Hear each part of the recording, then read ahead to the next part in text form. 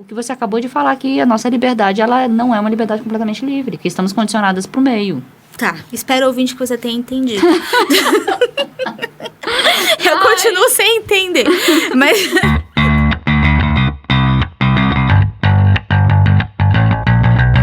Dualidade, um bate-papo com resumo de livros que tratam sobre o desenvolvimento humano e as inquietações da vida moderna, com a jornalista Adriana Nicásio e a publicitária Júlia Scheibel.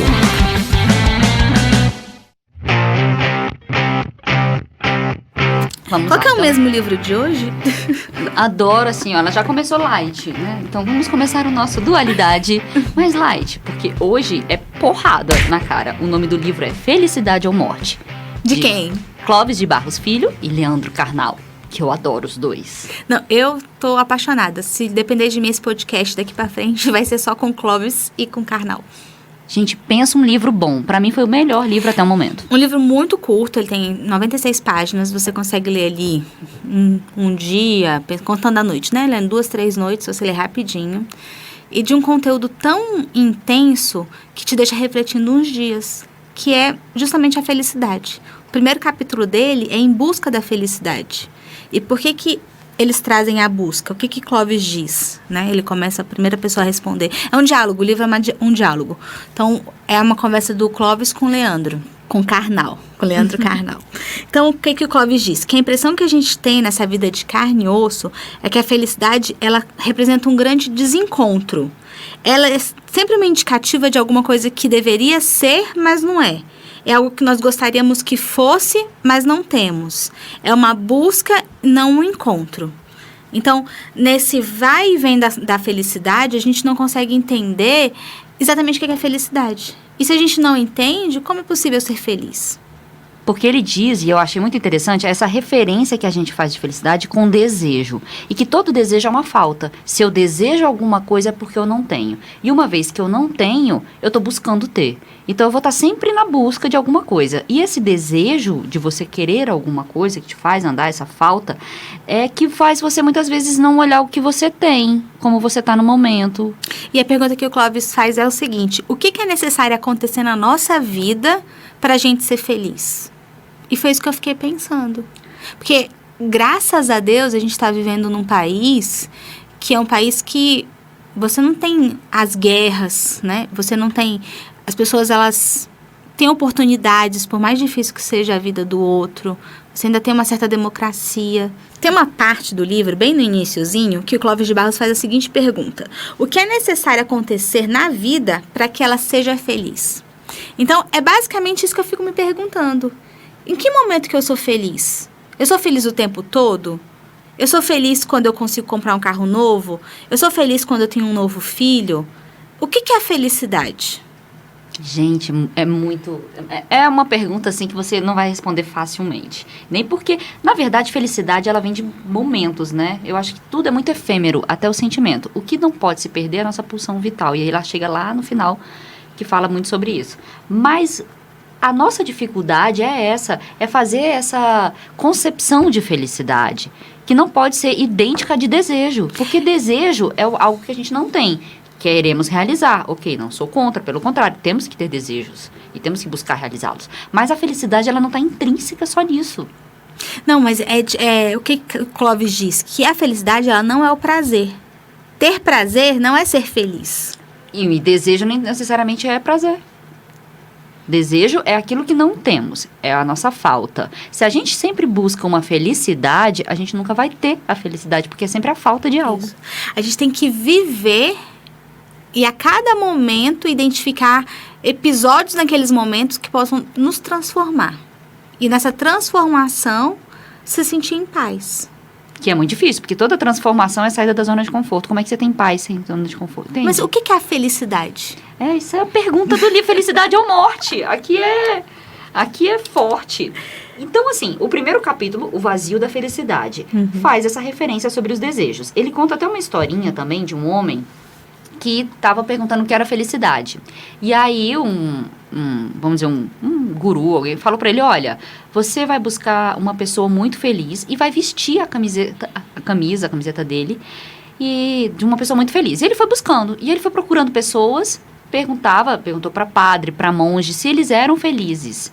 Mas eles sempre falavam que eram felizes, mas que estavam buscando alguma coisa ou que estavam almejando um outro cargo, até que ele encontrou um homem totalmente feliz. Aí ele falou, se você não deseja nada, se você não procura por nada, se você está com esse sentimento de felicidade, então me dá uma camisa sua para eu vestir. Ele falou, mas eu não tenho camisa. Então, o que ele traz com isso, né? Não tendo nada, ele não desejava nada. E logo não desejando nada, ele se sentia feliz. Aí essa história é uma historinha para tirar o sentimento de felicidade do desejo, né? Aqui tem uma parte bem interessante que ele diz o seguinte, que a felicidade e sua ausência foram definidas em cada época de uma forma. Mas o mais curioso é que nem todas as épocas colocaram a felicidade como algo a ser atingido. Isso que eu fiquei pensando, que eu falei pensando assim, na França, ser blasé, antes era uma coisa super chique. E hoje em dia também é. Você pega algumas pessoas,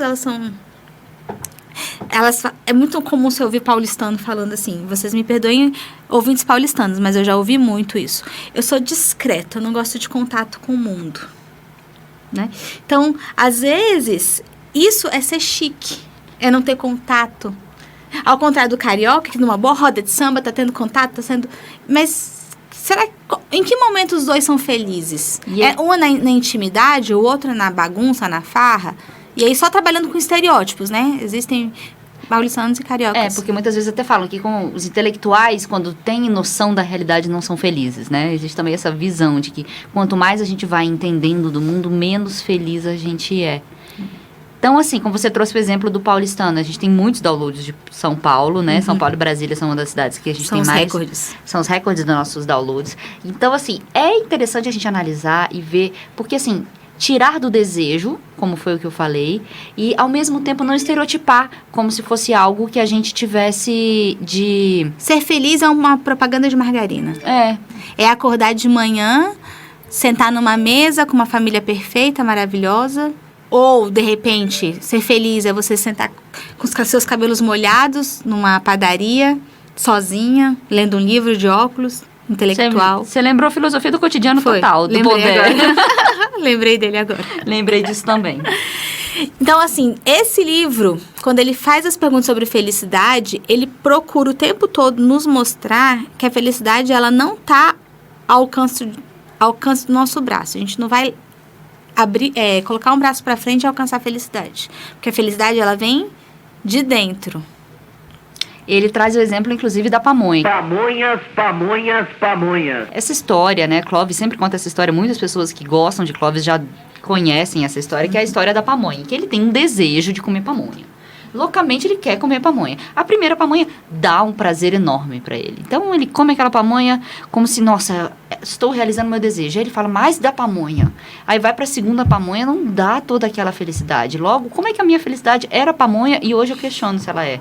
Terceira pamonha, já tô assim, saturado de pamonha, já não quero mais, aquilo já não tá me fazendo muito bem pro meu estômago e vai para a terceira pamonha. Então, a partir do momento que se realiza aquele desejo, e aquele desejo de primeira, vamos dizer, era o que dava maior sentido, na segunda não é, na terceira não é. Então, a gente também vai vendo, assim, vai observando que nem sempre aquilo que a gente deseja é a felicidade. O que seria a felicidade, essa constância de felicidade? E ele diz que justamente por a gente estar sempre em questionamento e não conseguir encontrar uma resposta para isso, já deu como fracassada a ideia de uma felicidade pública. Vamos ser felizes como um conjunto. Porque não existe receita de bolo, ele fala. Isso. Então, ele diz assim, que para isso a felicidade, ela foi substituída por realização pessoal. E realização pessoal voltada para a autoajuda. Então, e dentro da autoajuda, a gente começa a pensar, eu preciso ser feliz dentro do meu núcleo familiar. E aí você tem um outro paradoxo, porque os psicólogos hoje, eles recebem muitos pacientes justamente por traumas da infância. Não necessariamente da infância. Ele fala que de 9 em cada 10 trazem assuntos familiares. E dentro da família, porque assim, da família é infância e adolescência. Porque depois que você cresce, você manda o pessoal, estiver te enchendo o saco, você manda pro inferno e vai viver sua vida. No modelo que não existe canguru, já adorei, concordo plenamente. Porque você acabou de falar do modelo de de adolescentes que saem de casa, mas muitos hoje em dia muitos adultos continuam morando com os pais. Mas se eles moram é porque eles têm uma convivência pacífica, e aí os pais não vão ser um problema. Na verdade, os pais não são problemas. Acabou de tirar o seu da reta. Os pais, eles são pessoas super amorosas, que querem o melhor para os seus filhos, só que eles educam seus filhos com seus traumas. Eles não educam seus filhos com o que eles têm de melhor. Se eu não conseguir ser a bailarina do Bolshoi, então minha filha com 2 anos de idade vai fazer balé. Porque aí quando ela chegar aos 15, ela já tá na ponta... Visão narcísica total, de que aquilo que eu não fiz, o meu filho tem que fazer. Tem que fazer. Nossa, realização no filho. Então, sou totalmente contra. Dentro da felicidade, o que é ser feliz? Nossa felicidade depende do nosso filho ser feliz? De jeito nenhum. Eu preciso ser feliz sem a felicidade do meu filho. Porque senão eu tô botando na responsabilidade do outro. Não, mas se seu filho tá triste, você vai fazer o quê? Você vai ficar triste. Que você vai ficar triste. E aí você não é mais feliz. Olha, eu sempre falo pro meu filho assim, filho, eu não quero que você seja só feliz, porque se eu te desejar felicidade, ela é muito pouco. Porque a felicidade é você que vai buscar. Eu quero que você seja autônomo emocionalmente e financeiramente, para que você possa buscar a sua própria felicidade. Ah, não. Claro, eu tenho que auxiliá-lo na educação. E educação é fazer ele andar sozinho. Mas ser autônomo é uma coisa maravilhosa, perfeita, adorei. Mas é claro que eu quero que a Amanda seja feliz. Então, mas eu quero... E ele que vai buscar a felicidade dele, eu não vou poder auxiliar isso. Não, porque é justamente o que o Clóvis disse. Se você vai buscar, você não encontra, porque você tá na busca. A pessoa tem que se apropriar desse sentimento, ela tem que ser. Ela não tem que estar. É algo que vem de dentro.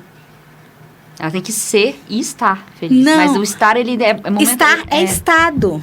Tem que ser, isso tem que fazer parte dela. Tem toda a razão, gente, concordo plenamente. Obrigada.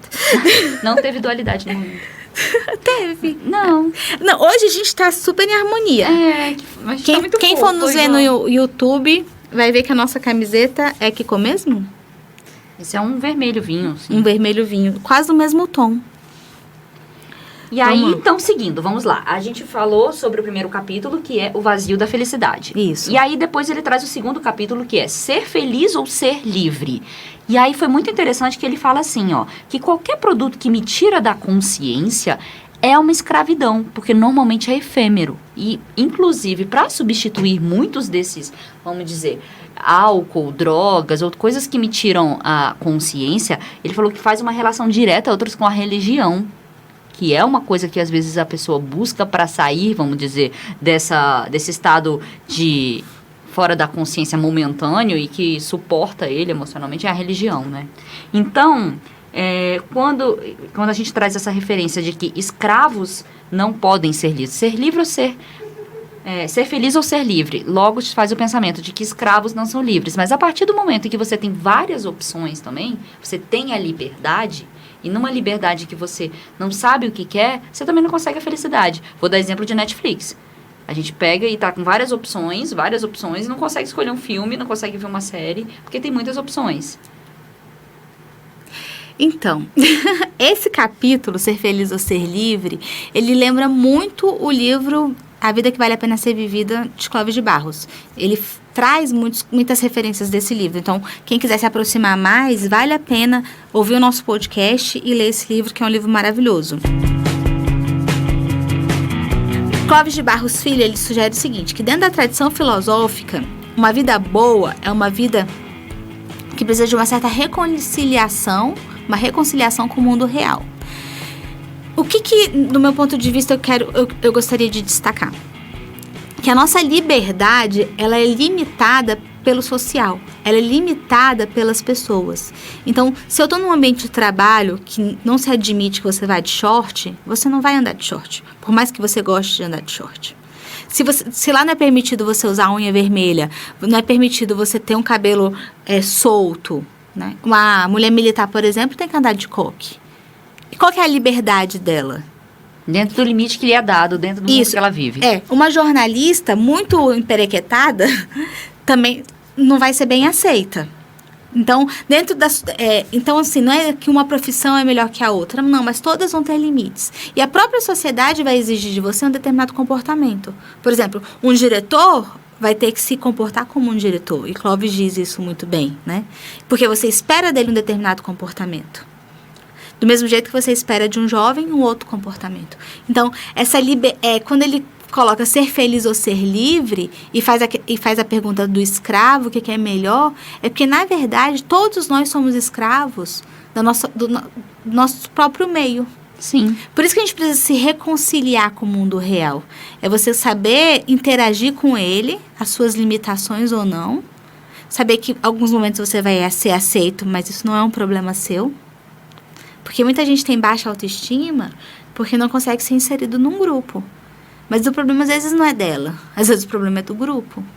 Então talvez seja o momento dela procurar um outro grupo. Então, saber o que te faz feliz, não estando necessariamente vinculado ao meio que você está. Só que você acabou de dar o exemplo de que a gente não é completamente livre. Toda a liberdade da gente é condicionada ao meio que a gente vive. Isso. Então, seguimos para o próximo capítulo, que é...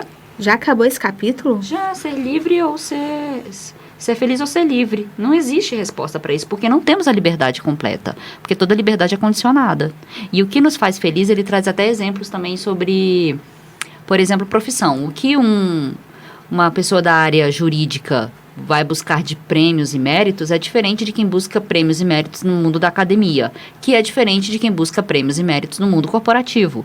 São felicidades, vamos dizer, distintas, ou então assim, alcances, porque aí você vai falar de realização pessoal, porque não necessariamente quem está nesse meio buscando isso é a felicidade que ele deseja. Tá. Eu vou lembrar só de uma frase aqui pra gente seguir pro próximo capítulo, que ele diz o seguinte: a vida paga um pedágio à sua definição, à sua essência, e não podemos transgredi-la. A sua definição, a sua essência, aqui que ele também fala de Sartre, não é? É. Porque aí ele fala que Sartre diz que existe uma existência acima da essência, né? Então, se é existência, muitas vezes eu posso olhar por esse meio, porque a existência onde estou, para mim, é a essência do que sou. Então, ela tem que estar condicionada, existência e essência. Não é verdade? Viajei muito na maionese? Eu não entendi. Não. Ele diz que Sartre fala que existe uma existência acima da essência. Se somos essência como seres humanos, se aquilo que a gente é, o que somos, não está acima da existência, se temos uma existência aqui, a gente está condicionado ao meio. Eu estou só te trazendo pelo olhar da filosofia o que você acabou de falar, que a nossa liberdade ela não é uma liberdade completamente livre, porque estamos condicionadas para o meio. Tá. Espero, ouvinte, que você tenha entendido. Eu continuo sem entender, mas tem uma parte. Não vou para a terceira explicação. Não, tá ok. Let's go. O problema é meu. Então, ele diz o seguinte: porque afinal, todos nós acabamos nos deixando escravizar aqui e acolá. Compramos vidas prontas. Compramos 10 lições para ser feliz, 50 dicas para ter sucesso. Compramos soluções politicamente corretas, paradigmas de qualidade de vida. Sem falar nas soluções que nos chegam de uma transcendência qualquer, garantindo que lá, no infinito e no absoluto, o jeito certo de viver sempre esteve definido. Então, é nesse ponto que eu queria chegar na parte da liberdade. É o jeito certo de viver. Não existe um jeito certo de viver. E quando as pessoas querem colocar a gente em caixinhas, você tem que ser assim para ser aceito, a gente tem que se perguntar: ser assim para ser aceito me deixa tranquilo? Eu fico em paz? Saber se a nossa felicidade está condicionada ao meio ou não. Estarei assim, vou ser feliz? Você acabou de dar um exemplo disso, né? É. E é por isso que eu acho que a gente também tem que participar do que a gente pode mudar do mundo de hoje. Por quê? Porque a gente faz parte disso também. A gente não é só espectador de um mundo que não muda. A gente tem que auxiliar na diversidade, a gente tem que contribuir pela felicidade das pessoas que não se sentem encaixadas nas caixinhas, assim, no modelo do mundo de hoje. Concorda? Porque se a gente faz a mudança que a gente quer no mundo, a gente contribui para as pessoas alcançarem a sua felicidade. Isso a gente pode falar em questão de gênero, em questão de raça, em questão de vários modelos que não eram aceitos antigamente e que hoje a gente consegue fazer e permear e viver, trabalhar e conviver. Hoje a gente está gravando esse podcast porque lá atrás alguém resolveu queimar um sutiã, né? Defender a liberdade de fala da mulher. Então, talvez seja no momento que a gente tenha que preparar o mundo para as próximas gerações que vêm, para que elas possam encontrar um pouco mais de felicidade. Isso mesmo, ajudar a abrir portas. E ele conta uma história bem interessante sobre o Nordeste, que ele diz assim que a felicidade é você estar naquela frente daquele mar e ver aquele mar tranquilo, vem com aquela paz maravilhosa. Não, praia é comigo mesmo. A gente que mora no meio do cerrado, 100 dias sem chuva, praia é uma maravilha. Mas para quem mora na praia, que já está acostumado com aquela paisagem, a felicidade não tá mais ali. Por isso que a felicidade ela é muito efêmera. Porque vocês estão olhando ainda a felicidade pelo olhar do prazer, do desejo. Desculpa, do prazer não, do desejo. É aí que a gente pode ver, por exemplo, a gente tem um amigo que tá viajando, que vai pro exterior, vai morar fora, né? Isso. Vai morar Na em Madrid. Espanha. Isso. E aí eu falei pra ele, sempre tenha um olhar de turista. Se a gente tiver o olhar de turista na vida, a gente tá sempre com o olhar de algo novo tá surgindo, de que vê beleza. Se a gente for morar na praia e não tiver o olhar de turista, a praia não nos é mais favorável. A gente acostuma. Começa a reclamar do sal, do sol, da areia. Desde quando um candango vai reclamar de sal e de areia? A gente, a umidade tá difícil. Não vai. E Karnal conta, dentro desse livro, uma coisa bem interessante, que ele recebe muitas perguntas mesmo, de pais querendo saber onde eu ponho meu filho. Porque o pai está preocupado com a felicidade do filho e é justamente esse modo utilitarista que a Júlia disse. Eu não quero que você seja feliz, eu quero que você tenha uma boa autonomia, né? Então, os pais estão pensando assim, para você ser feliz, você tem que ter uma boa escola, uma boa educação para poder enfrentar esse mundo do jeito que ele é. E à medida que a gente vai estudando filosofia, a gente vai percebendo que não é bem por aí. Então, quando perguntam para Karnal, onde eu matriculo meu filho? Numa escola construtivista ou numa escola, qual que é a outra escola? Tradicional. Conteudista. Tem os dois tipos de escola, né? E ele fala assim, qualquer escola que você quiser, porque ele vai ter traumas do mesmo jeito. E eu achei isso perfeito, porque não adianta você querer colocar os seus filhos dentro de uma bolha, porque eles vão viver com o mundo. Então, seja escola conteudista, seja escola construtivista, ele vai ter problema do mesmo jeito. Porque é natural do ser humano ter problemas. Faz parte da vida ter problemas. Agora, eu vou ser infeliz porque eu tenho problemas? Não, vou dar, seguindo esse exemplo da escola, se ele for pro construtivista e for mais, vamos dizer assim, viver mais alegre, aquela coisa mais emocional, viver para se encaixar no mundo que é extremamente conteudista, vamos dizer, de notas e provas e concursos, ele vai ter dificuldade. Então, se ele, estudando num colégio construtivista, buscar um caminho que não seja por aí dos méritos, vai ter dificuldade. Se ele for para um colégio conteudista tradicional, que ainda é o tradicional hoje, você quer que ele veja com uma forma mais amorosa, familiar e não viva por notas? Mais lúdica. Mais lúdica? Como é que ele vai viver isso se ele estiver nesse caminho? Então, assim, não tem como. Você não pode levar a felicidade para o seu filho ou que aquele caminho vai suprir as necessidades dele. Ele é um outro ser humano. Não existe receita de felicidade para os seres humanos. Somos cada um indivíduo. Então, seriam 7 bilhões de receitas, entendeu? Eu acho que ser feliz é ter consciência de que não existe um só jeito de ser feliz. Tem uma frase que eu gostei aqui do livro, que ele fala assim, que a competência da felicidade é de gostar do que se tem, do que se gostou. Assim, eu gosto de gostar do que se gostou e do que ir atrás daquilo que se ganha ou perde. Então, você ter consciência do que você gosta, entendeu? E não do que se ganha ou perde, porque, claro, gosto de conforto. Não tenho conforto, estou infeliz. Não é nesse olhar, gente, por favor. É na questão de o que eu sei como sou, a pessoa que eu sou, os meus defeitos, as minhas qualidades, a pessoa que eu quero ser. E, ao mesmo tempo, não fazer o vínculo de tudo aquilo que eu ganho ou perco. Então, isso me lembra um pouco do mindset também. Não, isso é muito legal, Júlia. Eu gostei disso aí. Porque, justamente, a gente não pode ficar fazendo conta de ganhar ou perder. Mas a gente vive numa sociedade capitalista. A gente sempre está ganhando ou perdendo. Por isso que felicidade não tem que estar vinculada a desejos. Apesar de estar, por exemplo, de prazer também. Porque prazer, como a gente falou, da vida que vale a pena ser vivida. Tem a vida prazerosa. Como eu não vou viver isso? É hedonista. Eu tenho todo o direito de senti-la. O que eu percebo, assim? Tava conversando com meu pai via e-mail, né? E a gente falando sobre ele, falando, poxa, a busca e a ambição, ela é algo legítimo. A gente tem esse desejo. Eu acho tão bonitinho quando você fica citando, porque eu falei com meu pai, porque a minha mãe disse isso, a minha irmã falou aquilo. Porque não são pessoas chiques e importantes, tipo carnal. São pessoas do nosso dia a dia, a gente tem que aprender com quem a gente convive, né? E aí ele falou assim, ter ambição é legítimo. E aí eu pensei assim, tá, eu tenho ambição em várias questões profissionais, pessoais, materiais da minha vida. Mas a sua ambição é amorosa, Júlia. E daí eu pensei assim, mas eu tenho só essa ambição, é só isso que eu quero. Se eu morrer ali, ou então felicidade ou morte.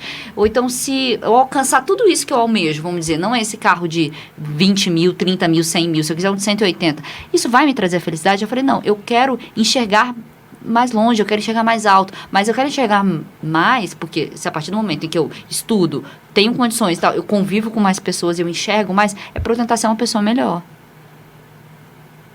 Não tô falando que eu vou sair dando aí que nem franciscano, não, as questões não é isso, né? Porque isso também tem uma outra vertente, uma outra felicidade, que é ajudar o próximo, é uma das nossas felicidades. Fazer alguém feliz, por exemplo, com esse podcast, né, que por exemplo não está gerando renda. O que eu sinto? Se eu inspirar uma pessoa, se uma outra pessoa ficar feliz, isso me traz uma felicidade. Mas é por causa do seu pensamento capitalista, amiga. O tanto que a gente está ganhando lendo livro. Só esse ano eu já li o quê? Já foram 18 livros que eu li. Editoras, por favor, façam pra gente um patrocínio, porque eu não tô aguentando a grana. Não tô aguentando, entendeu? Tá caro, os livros são caros. Não, mas o que eu quero dizer é o seguinte, a gente ganha o tanto de conteúdo que a gente não ganha, o tanto que a nossa vida não melhorou nesses últimos meses. Tá barato, o livro tá barato. Concordo plenamente com você. Tem sido de uma grandiosidade isso, assim, na minha vida. Porque é essa relação de troca que a gente tem que evitar. Porque senão a gente não vai ser feliz. Enquanto a gente estiver contabilizando, trim, na máquina registradora, o que vai ser a nossa felicidade, a gente não vai encontrar. E eu só tô registrando no podcast porque eu não tenho memória. Porque eu tava lendo, não tava registrando. E aí eu falei, se eu conversar com alguém, isso fica na minha memória. Então vamos gravar essa conversa. Vamos. E a partir daí, a gente começou a fazer o podcast, começou a dar certo. E está fazendo a gente feliz. Totalmente. Já posso morrer, felicidade ou morte. Pronto. Não, eu não posso. Eu tenho 2 filhos pra criar. E um marido muito fofo, que eu amo. Então, viu? Você não é amorosa. Então, seguindo, vamos lá. A gente falou agora sobre ser feliz ou ser livre. Isso. E tem agora o outro capítulo que é a infelicidade do outro. E isso aí bateu num espinho. Por quê? Porque a felicidade, como ele diz, é relativa. E a gente gosta de ver um outro pior do que a gente, pra gente falar, ufa, ainda bem que eu não tô naquela situação. E aí, quando você vai relativizando a vida, você vai sendo feliz ou se sentindo melhor. Ainda bem que eu não... Por que muitas vezes um acidente de carro, um acidente de moto, um acidente na rua faz sucesso? Pessoas vão parando devagarzinho e acaba dando um trânsito ruim. Não é pelo acidente em si, é porque as pessoas querem olhar. Olhando, elas se sentem bem, então indo pro trabalho, que tava rolando uma infelicidade, eu tava cansada, eu tô indo pro horário do meu emprego, esse sol e tal, de repente eu vou estar todo, falar uma palavra aqui, fudido, né, tá todo lá, e eu falo, ufa, ainda bem que não sou eu ali naquela situação. Nossa, que coisa horrorosa. Mas a infelicidade, esse capítulo, ele traz isso, essa coisa da comparação. Da comparação, mas não querendo que, ainda bem que não sou eu no trânsito, no acidente. Mas as pessoas não assumem, e dentro do sentimento não acontece isso. Não é verdade. Quando eu paro pra olhar, eu quero saber, é mais uma curiosidade. Como é que... Quando eu paro pra olhar, ela para olhar. Eu paro para olhar, mas eu falo assim, gente, o que aconteceu? Ou de repente, às vezes eu paro pra saber, tem alguma forma que eu possa ajudar? Porque às vezes o acidente aconteceu, o bombeiro não chegou ainda.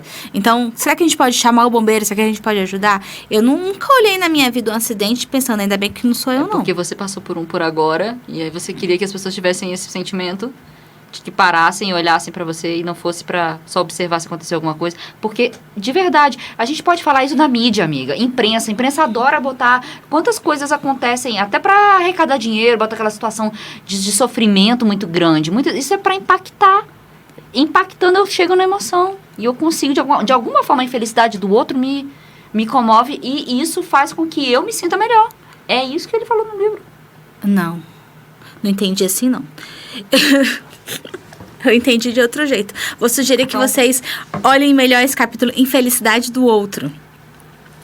Porque uma das coisas que começa com Karnal, ele dizendo o seguinte, que muitas pessoas, elas passam pela vida como se elas fossem coadjuvantes, que elas não são autoras da vida. Então, se ela não é responsável pela própria vida, fica aquela coisa meio blasé. Então, você está numa festa de Natal, não gosto de ir para festa de Natal com a minha família, não quero encontrar com aquelas pessoas, mas eu vou.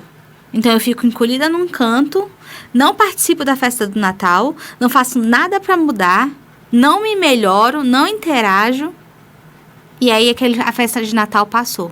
E no ano que vem, de novo, e de novo. Então, não é felicidade do outro, é felicidade dele mesmo, porque ele que não toma atitude sobre si. O que Karnal diz é um pouco disso. E aí, seguindo, então... Esse capítulo da infelicidade do outro... ele lembra também que Freud, ele buscou, no finalzinho da vida dele, ele queria entender por que as pessoas estão sempre buscando a infelicidade. Isso é o quê? Buscar um pouco a infelicidade. É um vício no estresse. Nós somos viciados em estresse. E eu percebi isso muito claramente, que é a questão do WhatsApp. Se você manda um WhatsApp para alguém, você quer que aquela pessoa responda rápido. E se a pessoa não responde, aquilo já te deixa uma certa angústia. E aí você olha de novo, respondeu. Se a resposta foi como você queria, beleza, você pode seguir. Se foi como você não queria, aquilo te deixa ansioso. Então, a gente está vivendo uma sociedade muito ligeira, as coisas estão acontecendo muito rápido e a gente está viciado no estresse. Você já parou pra pensar que antigamente, quando não tinha celular, a gente dava o recado na casa da pessoa e a pessoa tinha que anotar ou avisar, fulano de tal ligou pra você. Telefone fixo, né? Telefone residencial. É interessante quanto a nossa memória melhorava também, porque a gente avisava pro outro, mesmo não anotando. Como a gente não tem mais a necessidade da informação, a gente pode, ela é instantânea, a gente também tem cada vez menos, né? Memória, etc. Mas aí, seguindo aqui, tá. Ele fala também sobre uma questão... Posso dar um exemplo aqui? Não, pode sim, porque eu só queria depois lembrar da parte da morte. Que essa infelicidade do outro também está muito ligado ao fato de nós sermos mortais. Então continua, gostei. Vai lá, relaxa. Que ele diz assim, nós não somos eternos. Se tem uma coisa que é certa na vida, é a morte. Então, é a morte também que vai nos tornar pessoas felizes. E aí, Clóvis de Barros lembra Ulisses. Lembra que eu te falei que ele faz muita referência à vida que vale a pena ser vivida? Sim. Aí ele lembra que em Odisseia, Ulisses, ele vai... ele fala que... Para a eternidade e para a juventude, ele prefere estar no lugar dele. Aí ele dá até exemplo do liquidificador, né? Você viu do mundo? Que se tudo tiver na engrenagem correta, como no liquidificador, tudo funciona. Então, isso também me lembra muito, assim, é uma questão utilitarista, onde você está no mundo, o que você faz está correto, aquilo que não é correto, mas assim, onde você está vivendo a vida que você veio para viver, é a essência que você se sente feliz. Então, quando você se encaixa, não está fora da harmonia do universo, porque todo mundo hoje tem muito essa coisa do universo que ele auxilia, é quando você se sente dentro desse liquidificador que tudo funciona, né? Então, só voltando à história de Ulisses, para quem não lembra, né, e quem não ouviu o podcast da vida que vale a pena ser revivida, Ulisses, ele deixa a Penélope, né, que é a esposa dele, mãe do filho dele, numa ilha.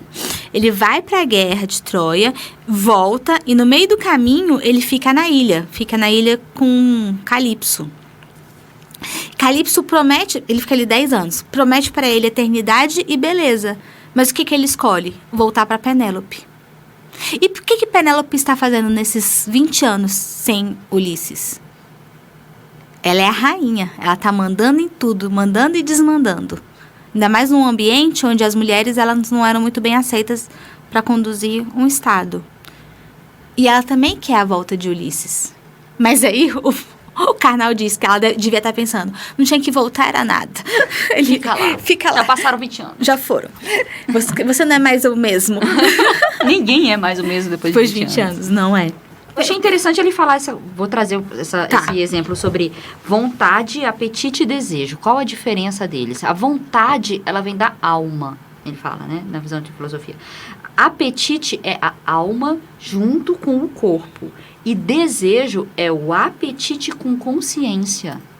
Eu acho isso tão interessante, é como se você fosse categorizar vontade, que eu tenho uma vontade, ela fica assim, sem o apetite, você já traz uma coisa mais carnal, entendeu? Só que junto com a vontade, e quando você tem um desejo, uma coisa que você realmente, assim, tem consciência, tem o apetite, mas tem a consciência, acabei de falar, que é o apetite com consciência. Eu achei isso de uma simbologia, achei tão bonito para você começar a observar. Muitas vezes eu tenho uma vontade, mas tá lá, não vou fazer nada. Por quê? Porque ela não foi, vamos dizer, trazida para a tática do corpo, que é o apetite. O apetite já é aquela coisa que você faz, vamos dizer, da vida intensa, daquela coisa de sentir, né? E aí você tem um desejo, que é aquilo que você trouxe mais pro mental junto. Achei isso tão legal. E depois do desejo vem o quê? Não tô falando de solucionar as coisas, não. Tô só falando que achei bonito. Então tá. Eu tô em busca de respostas. Não, eu que já não estou com respostas, estou só sentindo. E é bem legal que esse livro ele diz que do mesmo jeito que a felicidade ela não era uma premissa no passado, ele não é uma questão do casamento, que você não ninguém disse que você tinha que casar lá atrás, né, para ser feliz. Que foi uma coisa que a Júlia falou agora há pouco, que provavelmente vai estar no corte da nossa edição. De que devemos, ele diz assim, a ideia tão exótica de que devemos ser felizes com quem nos casamos, de que devemos atingir realização plena, inclusive sexual, com a pessoa com quem vamos conviver diariamente, remete ao século XIX, com a imersão do romantismo e da burguesia. Então, é engraçado porque do mesmo jeito que não existe receita de bolo, as coisas elas não são como elas... Hoje, elas não são como elas eram no passado. Então, a gente tem que observar na história que muitos dos nossos desejos, do significado de felicidade, ela vem baseada numa história. Ela vem sendo colocada dentro da nossa cabeça. A gente é parte de tudo isso de todos os nossos ancestrais, de todas as nossas histórias, de onde a gente viveu, do modelo do mundo que a gente tá, entendeu? Então é interessante observar isso. Que tanto felicidade, tanto amor, são sentimentos, assim, que foram gerados foram gerados de história mesmo, não tem pra onde ir. E pela própria sociedade. Porque se o padrão antes era casar pra ter filho e ter um patrimônio, beleza, vou ter prazer com quem? Com a minha amante. Então, eu já não esperava felicidade naquele casamento. Hoje, você espera ser feliz no casamento. Tanto é que as pessoas se separam. Ninguém vai sair procurando amante, pelo menos as pessoas mais conscientes, né? Não vai ter uma vida dupla. Porque ela é desnecessário. Completamente desnecessário. Então, ela sabe que se ele não tá dando certo, ela pode procurar felicidade em outro lugar. E não sei pra onde que a gente vai caminhar. Né? Por exemplo, vou dar o exemplo do jovem. Antigamente, o jovem tinha como objetivo de vida ter um carro. Ter um bem, ter um carro, uma casa, uma família, um filho. Hoje em dia, os jovens, se você conversar, eles não têm o objetivo de ter carro. Pra quê? Porque carro, pra ele, é uma utilidade, como usar um Uber, por exemplo. Ou ir pro trabalho de bicicleta e diminuir a poluição no mundo. Então, os objetivos vamos dizer assim, dos jovens de hoje, tal qual o casamento, e a gente tem pros mais velhos hoje, é essa relação direta, que não necessariamente é a mesma que veio antigamente. Não, eu estava conversando com os alemães esse final de semana, eles me contaram que eles querem tirar os carros ali do centro, né, das grandes cidades. Eu fiquei pensando, tá bom, não pode trafegar carros. O dia que tiver uma emergência? Aí eles me contaram num caso de um menino que ficava restringindo a mãe viajar de avião, porque o avião também polui. Ele vai para onde? Então, assim, do mesmo jeito que você tem uma sociedade, uns jovens, né, que estão extremamente conscientes em relação à natureza, eles estão criando uma nova história, uma nova cultura, novos valores em busca de uma felicidade. Eu tenho a sensação que, assim, a gente vai estar sempre em busca de algo a mais. De algo que não temos, né? De algo que não temos. Eu tenho essa sensação. E aí, então, a gente já tá falando do outro capítulo, que é felicidade e amor. A gente acabou de falar seguindo, né? A gente falou da infelicidade do outro, felicidade e amor. E aí tem o próximo, que é a felicidade aqui e agora. Aí ele traz a referência que felicidade pra gente também muda conforme a gente vai envelhecendo, quanto a gente vai buscando de realizações. Quem tá lá numa casinha, na Chapada, tem uma felicidade. Quem tá na cidade, tem uma felicidade. Quem tá com 15 anos, 35 ou 60 e 80, são felicidades distintas. Se antes era fazer uma corrida de 15 quilômetros, o de 80 anos é caminhar. Então, assim... Depende, porque tem pessoas de 80 anos que estão fazendo corrida. Que são maratonistas. Teve um que começou com 60 anos a correr e virou maratonista aos 80. É porque a gente tá vendo que cada vez mais o organismo, ele tem evolução. Como diz... Ai, não vou falar mais do meu pai, não, porque eu posso falar que eu sempre sabe. A gente dá pra viver 120 anos, Você né? pode citar seu pai. Tá, eu só falei que eu acho bonitinho. Mas assim, e ele é um que quer viver 120 anos. Meu Deus do céu. Mas o mundo é isso. Então a gente tem oportunidades de viver com 60. Dizem que o 60 é o antigo 40. Mas, mesmo, vamos voltar pro livro. Sim, cada idade a gente tem felicidades distintas. Assim, objetivos de felicidade distintos.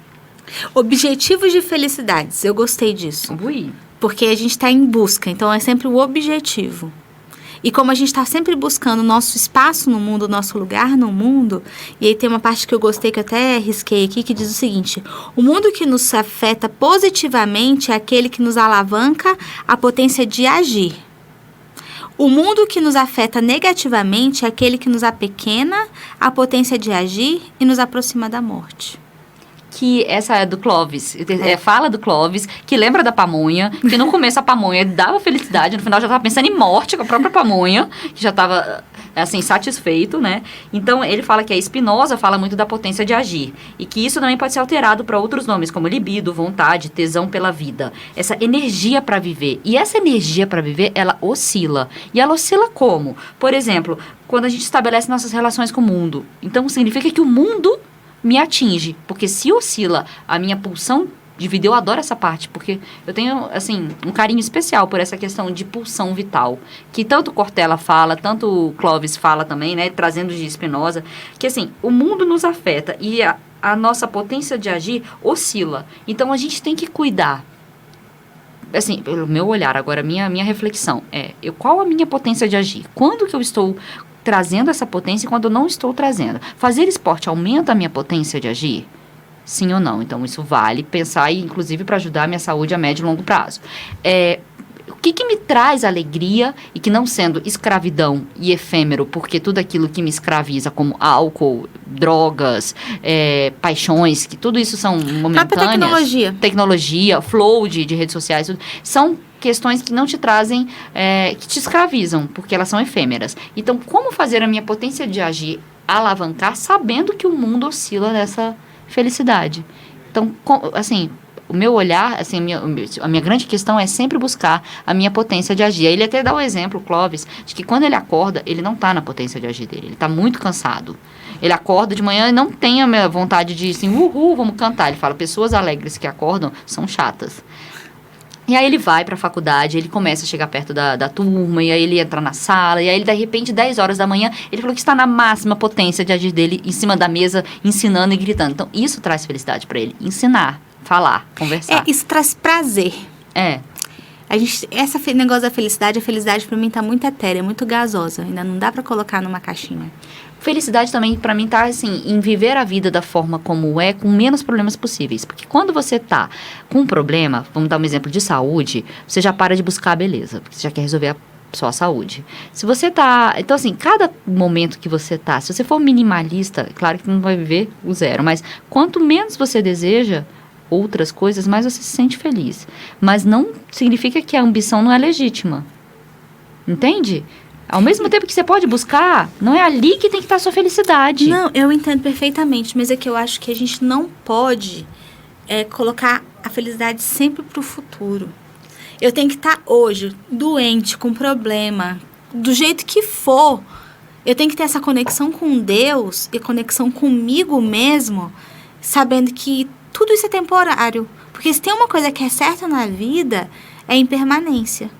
E como é tudo, nada vai ser como é, daqui a 2 horas eu não sou a mesma Adriana que eu sou hoje, como tudo está em mudança, eu não posso me fixar em coisas que vão me deixar felizes, porque isso vai me trazer infelicidade. Porque na hora que eu tento capturar, ela escorre pelos meus dedos.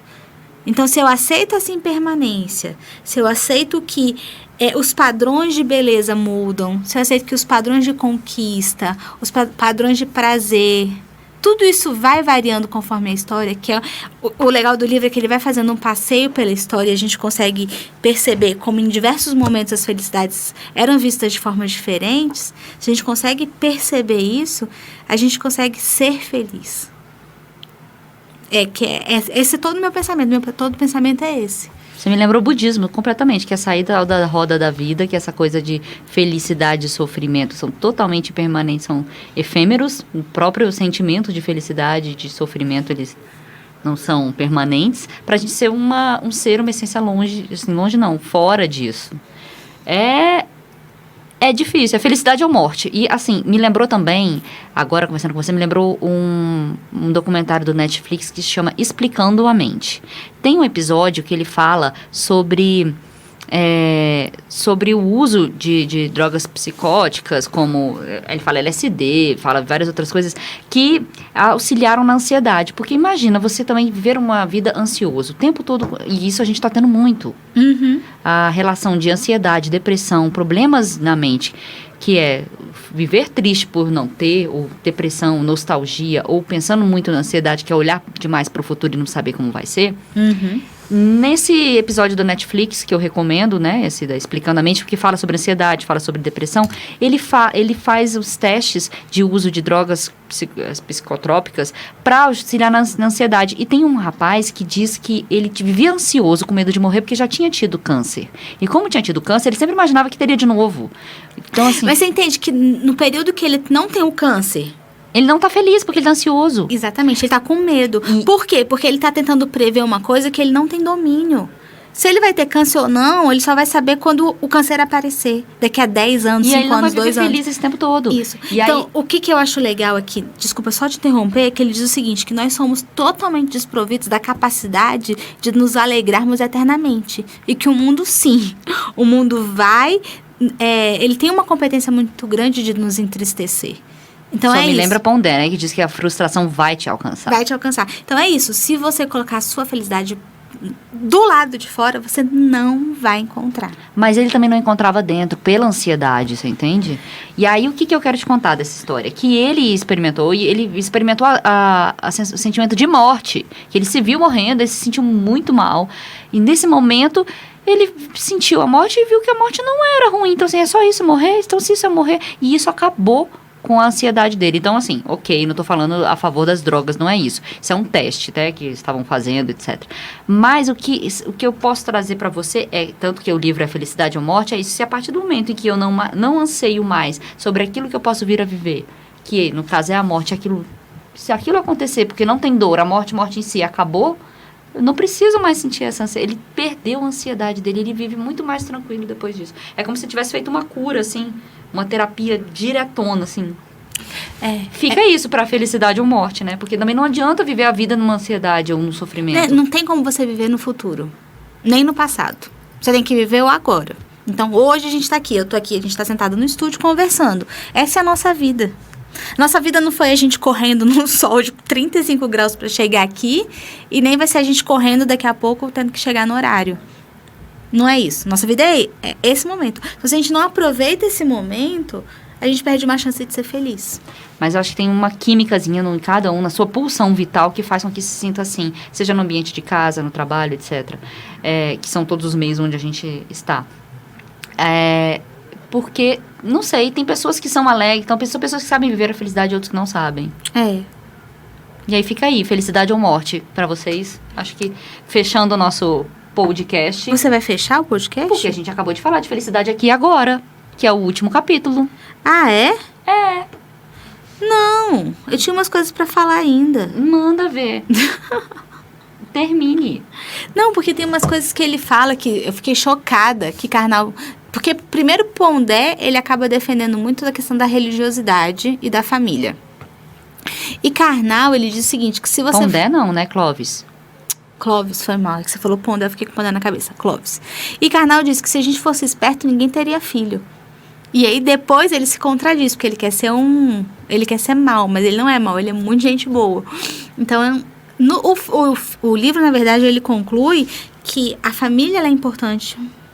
Assim, as relações pessoais são importantes, a sua relação com Deus é importante, a sua religiosidade é importante, Tudo isso é importante para te dar uma certa estrutura e estabilidade, para você conseguir avançar.